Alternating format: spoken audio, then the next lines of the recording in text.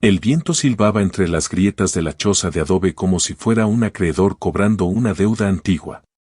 Doña Elena se ajustó el rebozo raído sobre los hombros, sintiendo como el frío de la sierra calaba no solo en sus huesos, sino en su propia alma.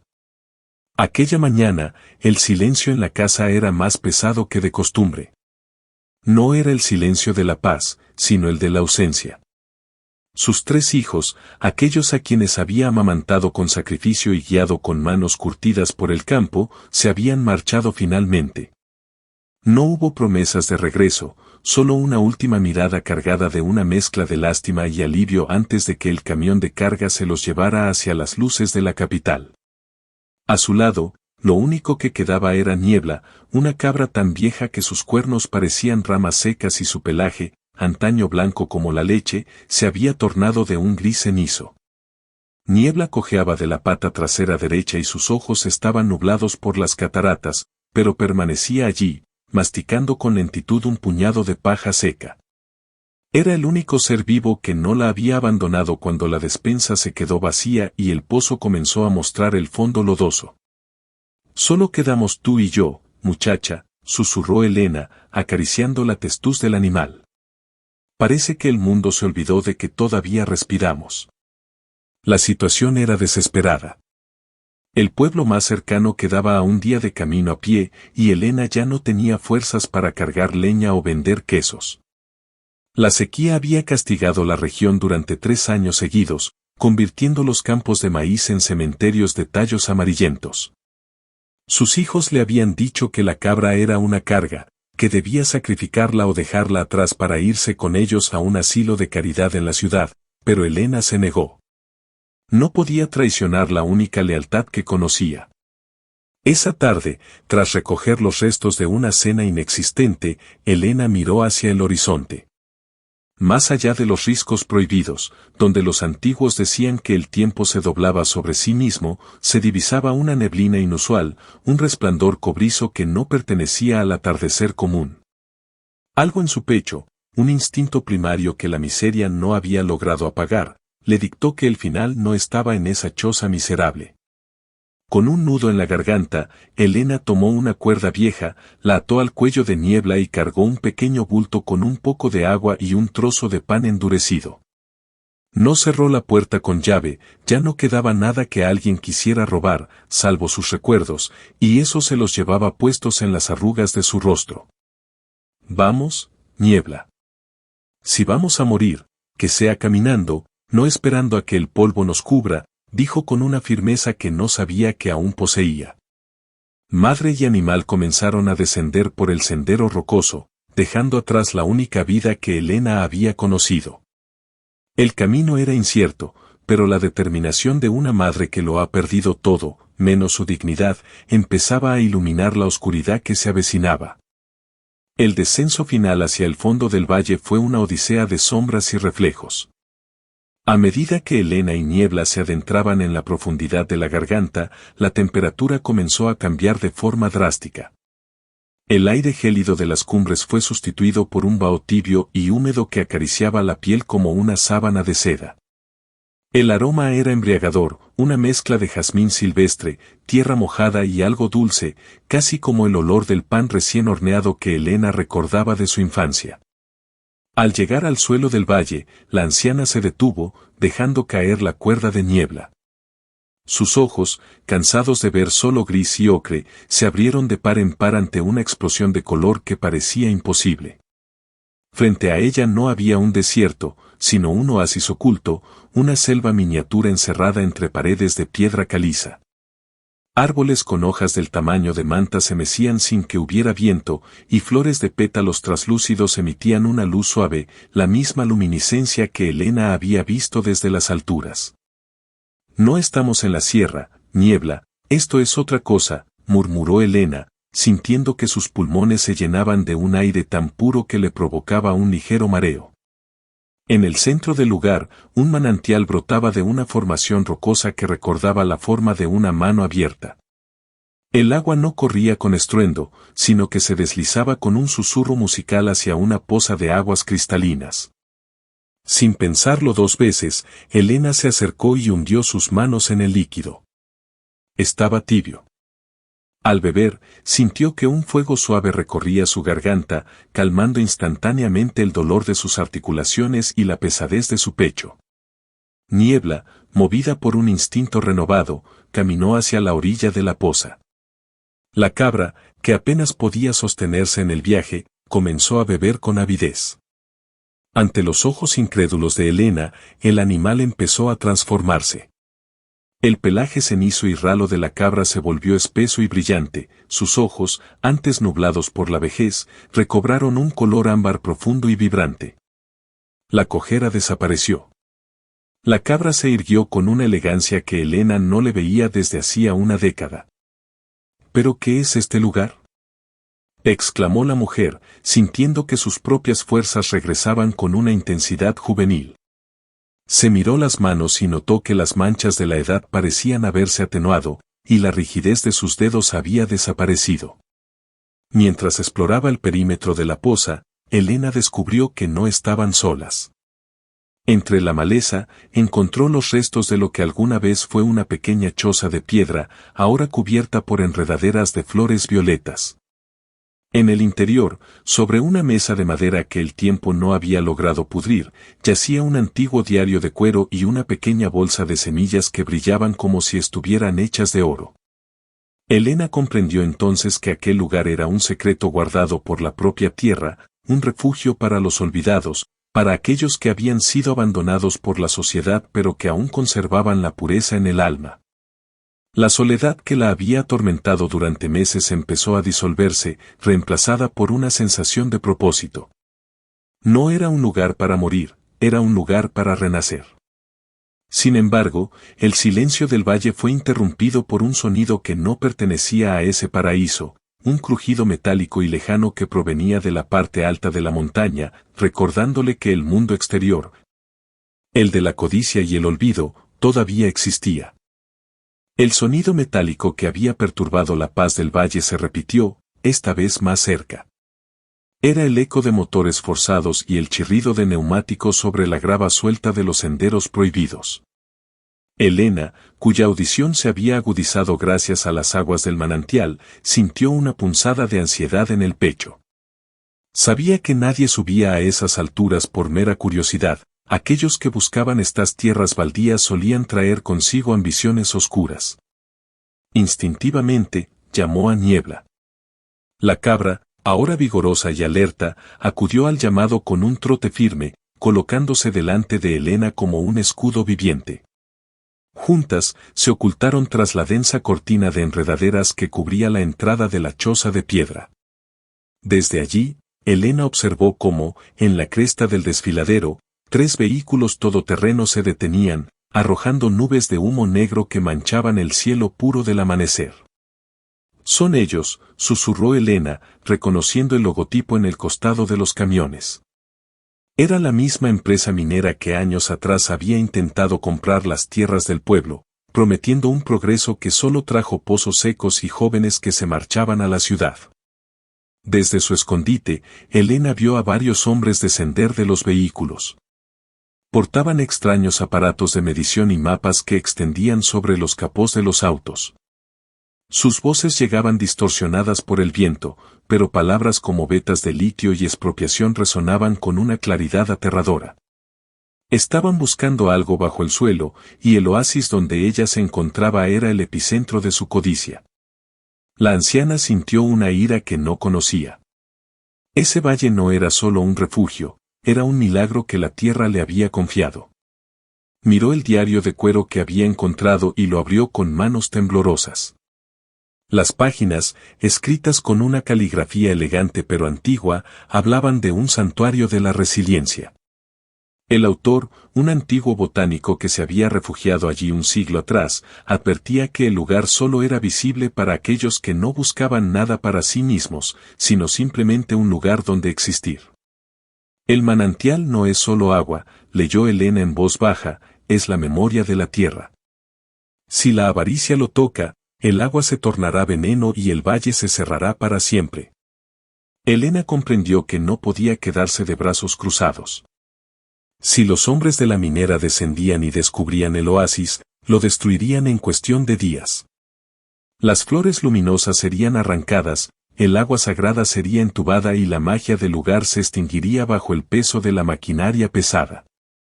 Pero, ¿qué podía hacer una mujer sola contra un imperio de hierro? Fue entonces cuando Niebla hizo algo extraordinario. La cabra se acercó a la mesa de madera y, con el hocico, empujó la pequeña bolsa de semillas doradas hacia Helena. Al tocarlas, Helena sintió una vibración eléctrica que le recorrió el brazo. No eran semillas de plantas comunes, eran semillas de defensa, de camuflaje. Con una valentía renovada, Helena salió de la choza. El sol de la mañana comenzaba a iluminar el valle, y ella supo que tenía que actuar antes de que los exploradores encontraran el camino de descenso. El destino de su nuevo hogar dependía de su capacidad para convertir el paraíso en un laberinto invisible.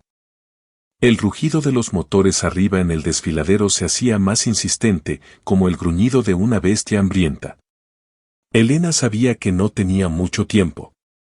Los hombres de la minera estaban desplegando drones de reconocimiento que zumbaban en el aire como insectos metálicos, buscando una entrada a través de la densa niebla que protegía la cuenca del valle. «Ayúdame, Niebla», dijo Helena, abriendo la bolsa de semillas doradas. Siguiendo una intuición que parecía dictada por el mismo latido del valle, Helena comenzó a recorrer el perímetro del oasis. Con cada paso, dejaba caer una de las semillas en las grietas de la roca. Al contacto con la tierra húmeda, las semillas no germinaban de forma lenta, sino que estallaban en brotes de un verde esmeralda profundo que crecían ante sus ojos. En cuestión de minutos, una barrera de espinos plateados y orquídeas trepadoras comenzó a sellar los senderos naturales de acceso, creando un muro vegetal que parecía una extensión natural de la montaña. Mientras trabajaba, Helena sintió que su conexión con el lugar se profundizaba.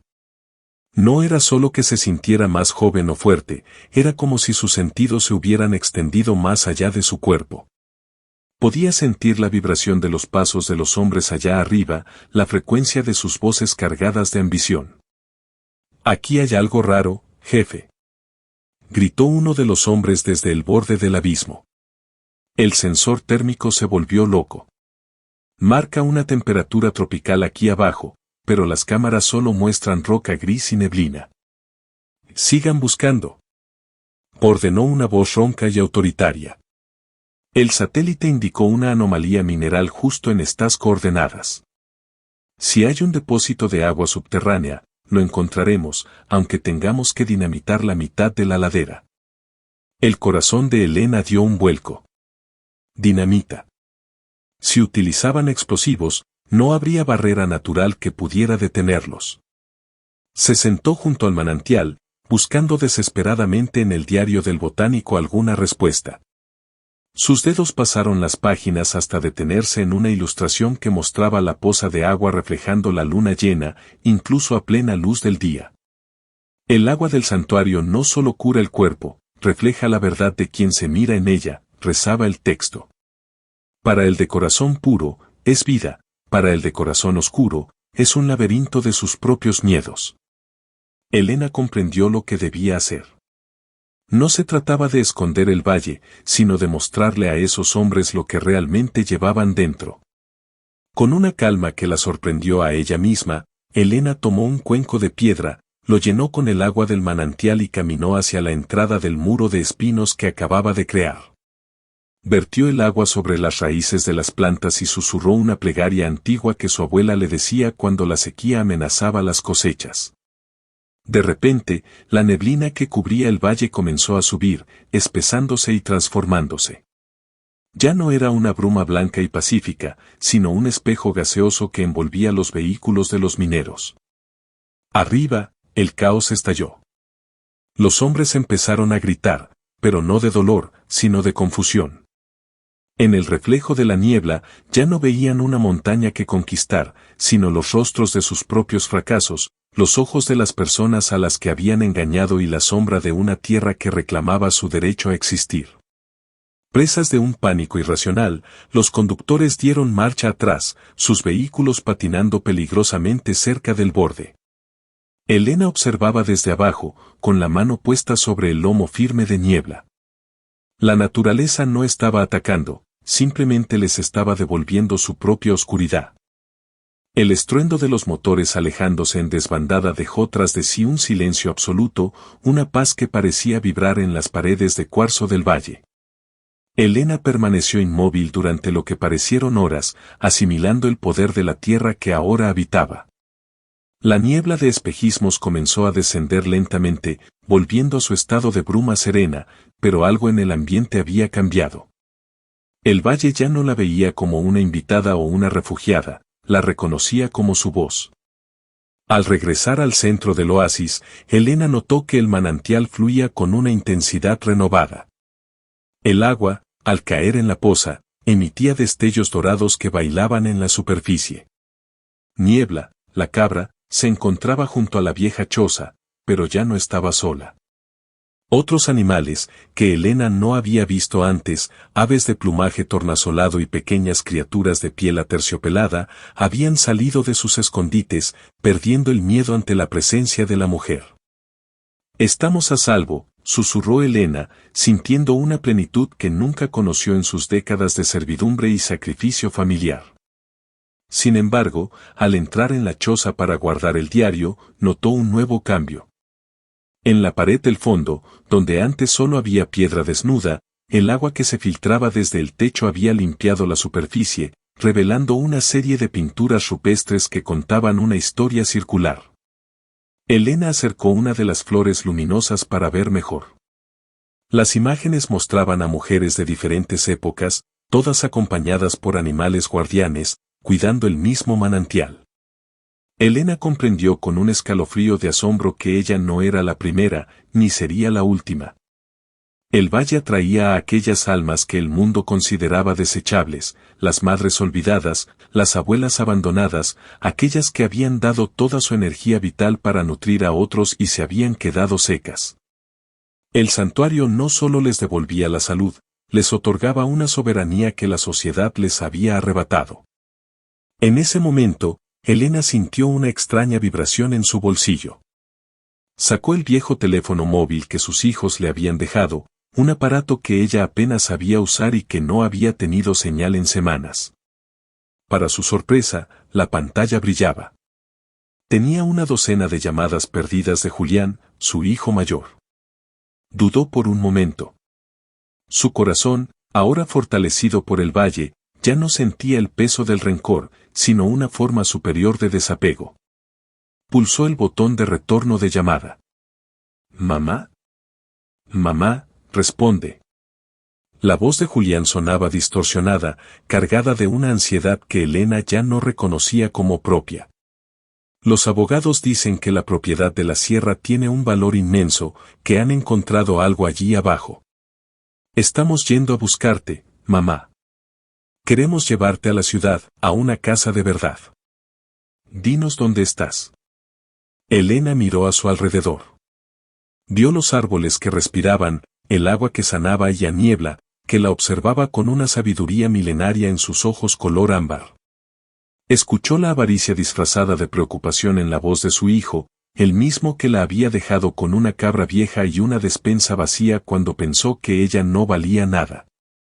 Dijo Elena con una voz que sonaba como el correr del agua sobre los guijarros, ya estoy en una casa de verdad. Y esta vez, la puerta no se abre desde afuera. Sin esperar respuesta, Elena dejó caer el teléfono en la poza. El aparato se hundió, emitiendo un último destello antes de quedar en silencio para siempre. Ella ya no pertenecía al mundo de las deudas y las ingratitudes. Ella era ahora la señora del valle. El tiempo en el valle no se medía con las manecillas de un reloj, sino con el florecer de las orquídeas de luz y el ciclo del agua sagrada. Meses, quizás años, pasaron desde que Elena arrojó su pasado a la poza.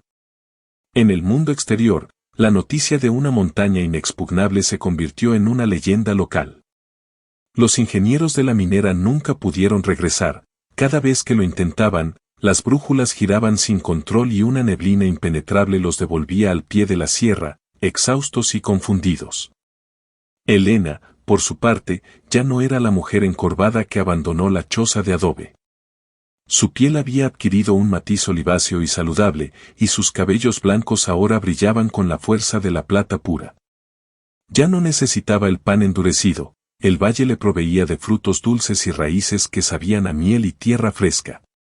Pero el cambio más profundo no era físico, sino espiritual. Elena había aprendido a hablar con el viento y a entender el lenguaje de los animales que ahora la rodeaban como una corte de seres mágicos. Niebla también había completado su transformación. Ya no era una cabra vieja, sino una criatura majestuosa, un espíritu guía que caminaba al lado de Elena como su igual. Juntas, habían convertido el santuario en un jardín de maravillas donde la vida florecía con una intensidad que desafiaba cualquier sequía. Una tarde, mientras el sol teñía las paredes del cañón de un violeta profundo, Elena sintió una presencia en el límite de sus dominios. No era el ruido de motores ni la voz de la avaricia. Era un llanto débil, un susurro de desesperación que cruzaba las rocas. Elena caminó hacia el muro de espinos y, con un gesto de su mano, las ramas se abrieron. Allí, en el umbral, encontró a una joven mujer abrazada a un pequeño fardo de mantas. Estaba agotada, sus pies sangraban y sus ojos reflejaban el mismo vacío que Elena había sentido aquella mañana de abandono. Era una madre joven, rechazada por un mundo que no tenía espacio para su vulnerabilidad. Elena no dijo una palabra. Se acercó y le extendió un cuenco de madera tallada lleno del agua del manantial. La joven bebió, y mientras el líquido curaba sus heridas, Elena sintió como el ciclo se cerraba. Comprendió que su propósito no era solo proteger el valle, sino ser el faro para otras almas náufragas. Bienvenida a casa, susurró Elena, y su voz no solo salió de sus labios, sino que resonó en las hojas de los árboles y en el eco de las rocas. Con el paso de las décadas, la figura de doña Elena se fundió con el paisaje. Dicen los lugareños que, si uno mira hacia la sierra en las noches de luna clara, se puede ver la silueta de una mujer y una cabra caminando por las nubes. El lugar que lo cambió todo no solo le devolvió la vida a una madre abandonada, creó un refugio eterno donde la dignidad no tiene precio y el amor nunca se agota. Elena ya no era una mujer olvidada. Era la esencia misma de la tierra, la madre de un valle que florece para siempre, protegida por el silencio y la magia de lo invisible.